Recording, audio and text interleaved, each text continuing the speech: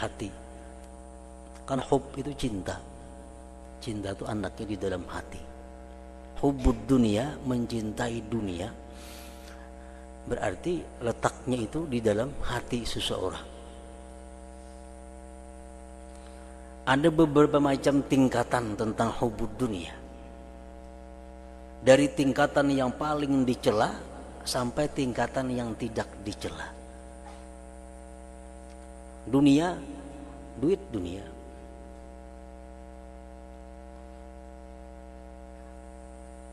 Pahumaan, kabun dunia, toko dunia, rumah dunia. Jadi mencintai dunia itu ada beberapa tingkatan. Tingkatan yang paling berat. Nah, tingkatan yang paling berat, orang yang mencintai dunia itu adalah orang yang rela mengorbankan agamanya demi mendapatkan dunia.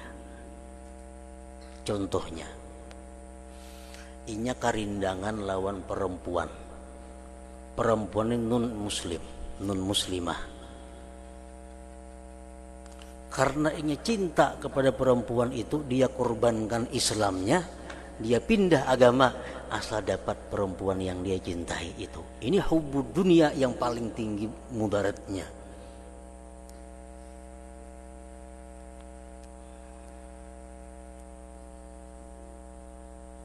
Contohnya lagi hubbud dunia. Orang rela mengorbankan agamanya untuk mempertahankan harta bendanya, jangan sampai berkurang. Contohnya macam Sa'labah, sahabat Rasulullah, mantan sahabat ini.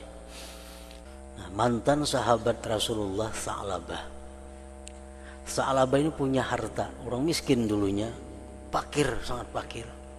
Akhirnya dia kaya, sampai mempunyai kambing ternak. Andai kata masuk kota Madinah, kada muat kota Madinah menampung kambingnya Sa'labah itu.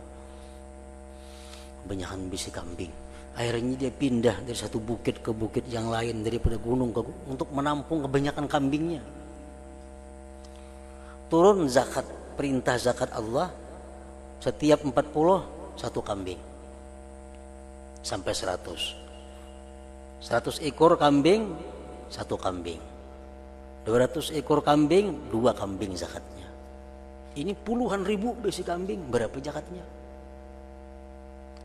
Nah, lalu Sa'labah keberatan dengan banyaknya zakat yang dikeluarkan.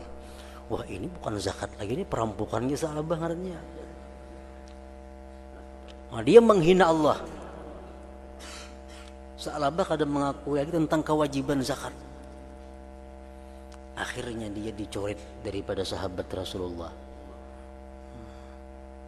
Dia sudah meninggalkan Islam karena mempertahankan kekayaannya. Nah, ini hubbud dunia yang paling berat.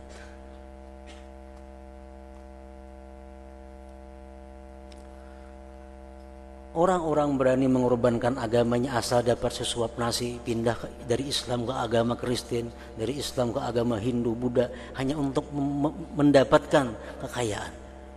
Nah, ini hubbud dunia namanya. Yang kedua, hubbud dunia. Yang kedua, hubbud dunia adalah orang yang berani meninggalkan yang diwajibkan, dipardukan Allah atasnya, berani memperbuat yang dilarang Allah atasnya demi untuk mendapatkan dunia. Ini hubbud dunia yang berat, tapi lebih berat yang tadi. Contohnya,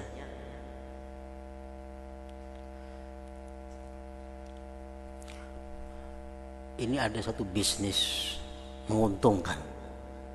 Bisnis menguntungkan. Cuma bisnis ini menguntungkan tapi harus jalannya menipu, membunguli orang. Kan membunguli orang hukumnya kada boleh, zalim, haram itu. Tapi ini menguntungkan. Nah, biar aja aku membunguli orang, asal aku untung, asal aku menipu orang, asal aku dapat kelebihan yang banyak. Nah, ini hubbud dunia. Dia berani melanggar hukum Allah hanya untuk semata-mata mendapatkan dunia. Ini hubud dunia juga ngarannya.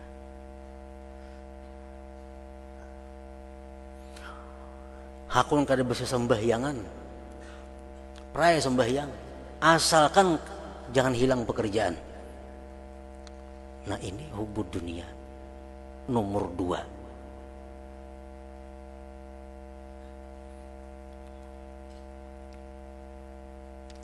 Hubud dunia yang nomor 3. Hubud dia yang nomor 3. Dia meninggalkan yang disunatkan oleh Allah Subhanahu wa ta'ala. Dia berani melakukan yang dimakruhkan oleh Allah asalkan dapat keuntungan dunia. Asik berjualan nah. Bang orang kayaknya sembahyang pukul 2 gini lagi rame orang bertukar. Kada tersembahyang berjamaah karena sibuk melayani pelanggan. Ini termasuk hubud dunia juga katanya. Kenapa? Karena dia meninggalkan yang dianjurkan Allah, yang dihimbau Allah dia tinggalkan hanya untuk mendapatkan dunia. Nah ini hubud dunia juga katanya. Tapi hubud dunia yang nomor 3. Ada lagi hubud dunia lagi yang nomor 4.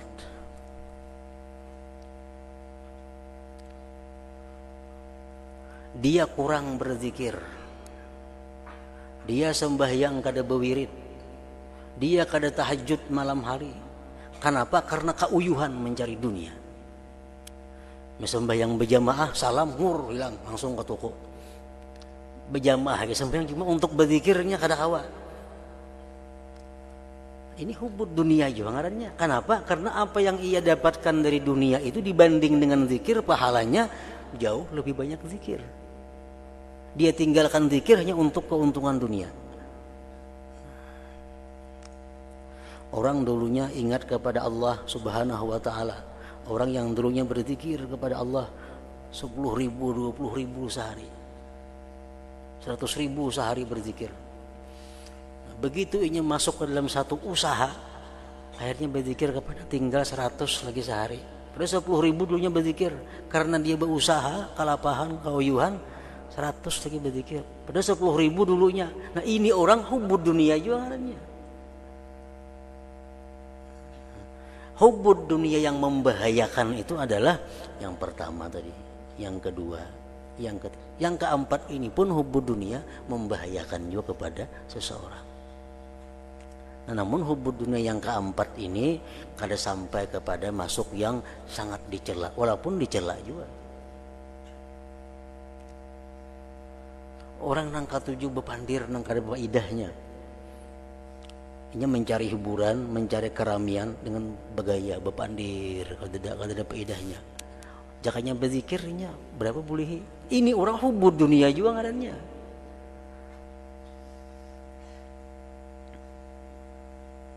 Nah jadi hubud dunia itu adalah sesuatu tadi andaknya yang di dalam hati dan nampak keluar.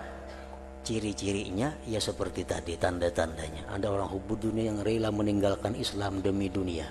Ada yang berani memperbuat yang haram demi dunia. Ada yang berani meninggalkan sunat muakkad karena dunia. Ada yang berani meninggalkan sunat biasa karena dunia.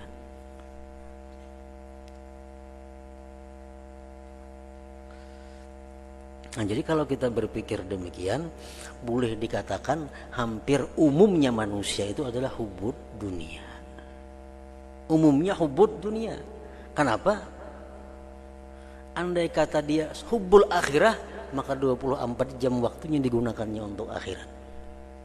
Nah, sangat sulit mencari manusia yang seperti itu.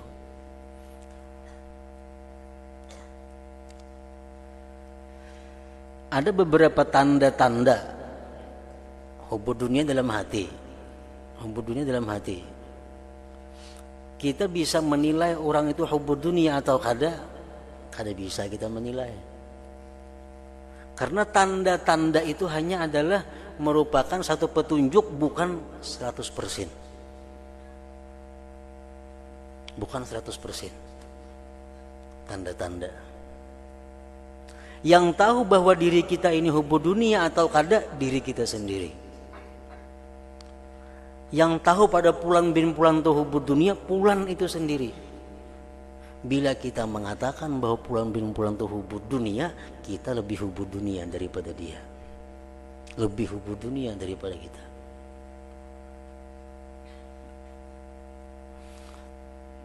Para ulama sufi mengatakan bahwa hubud dunia ini bisa masuk kepada orang kaya atau orang yang sangat fakir miskin. Orangnya kaya luar biasa, tapi dalam hatinya kada ada hubud dunia. Itu bisa terjadi. Ada orang miskin, rumah gubuk, compang-camping, tapi dalam hatinya besar hubud dunia. Nah, jadi artinya hubud orang yang kaya jangan dicap hubud dunia. Orang yang miskin jangan dicap orang yang zuhud. Karena kaya dan miskin bukan merupakan tanda hubud dunia atau zuhud kepada dunia. Jadi artinya kita jangan hendak menilai orang. Butuh hubud dunia, jangan. Kenapa? Hubud dunia urusan di dalam hati orang. Nang tahu hati orang hanya Allah. Nang kau menilai diri kita seorang hubud dunia kah atau kadar nang mana hubud dunianya, nomor 4 kah, nomor 3 kah, nomor 2 kah, nomor 1 kah hubud dunianya.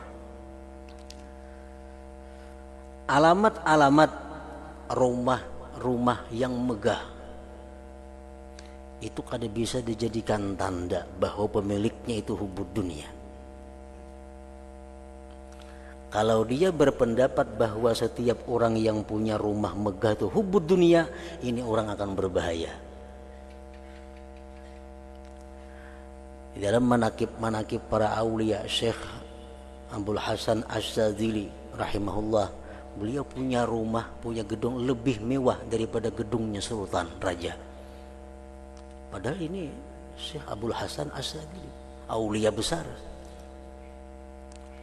Imam Malik rahimahullah, salah seorang aulia Allah, imam mazhab mujtahid, imam besar. Beliau punya kekayaan yang luar biasa. Tapi beliau orang yang sangat zuhud terhadap dunia. Nah, jadi pengertian hubud dunia jangan dijadikan bahwa kekayaan berarti orang kaya hubud dunia. Bila orang miskin zuhud, itu salah. Kekayaan, kemiskinan bukan tanda seseorang hubud dunia atau zuhud. Tapi kalau kita berani melanggar hukum Allah demi mendapatkan dunia, hubud dunia ngarannya. Hubud dunia jelas.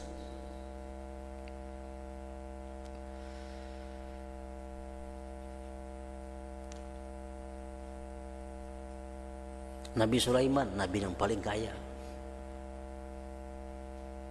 Siapa yang berani mengatakan Nabi Sulaiman itu hubud dunia? Saya pun kada nang waninya mengatakan Nabi Sulaiman hubud dunia. Pada kekayaan beliau luar biasa. Rumahnya, istananya, gedungnya, bininya, berapa ratus bini Nabi Sulaiman. Nah, siapa yang wani mengatakan Sulaiman hubud dunia?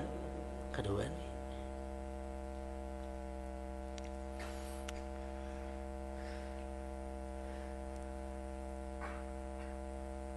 Jadi perkara hubud dunia itu hanya kita yang tahu tentang diri kita. Tingkatan mana hubud dunianya.